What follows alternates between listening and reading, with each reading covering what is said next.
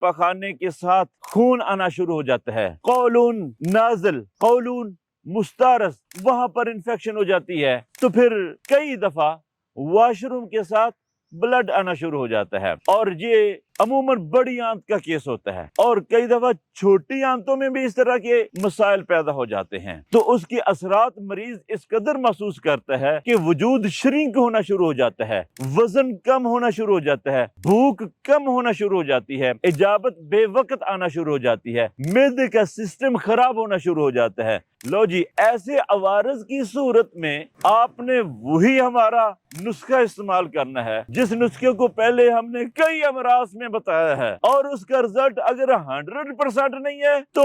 70% ضرور ہوگا، 70% نہیں ہے تو 50% ضرور ہوگا انشاءاللہ۔ وہ کیا؟ ہلدی، ملٹھی اور سونف،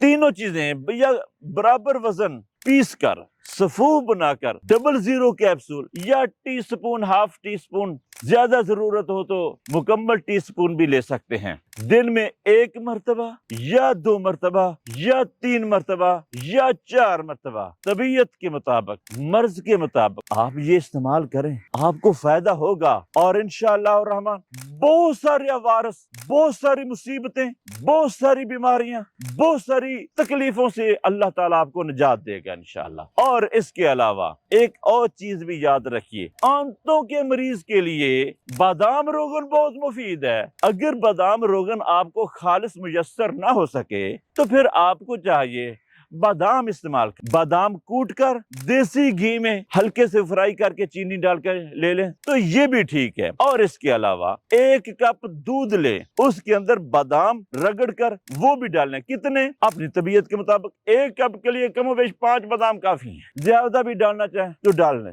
اس کو اگر آپ مزید تیز کرنا چاہتے ہیں آنتوں کے مسائل کے لیے، ہلدی خالص کا پاؤڈر، خالص ہلدی کا پاؤڈر ٹی سپون کا 1/3 حصہ وہ بھی اس کے اندر شامل کر لیں۔ لو، صبح شام 2 ٹائم استعمال کریں تو دیکھتے ہی دیکھتے آپ کی آنتوں کے مسائل حل ہونا شروع ہو جائیں گے انشاءاللہ۔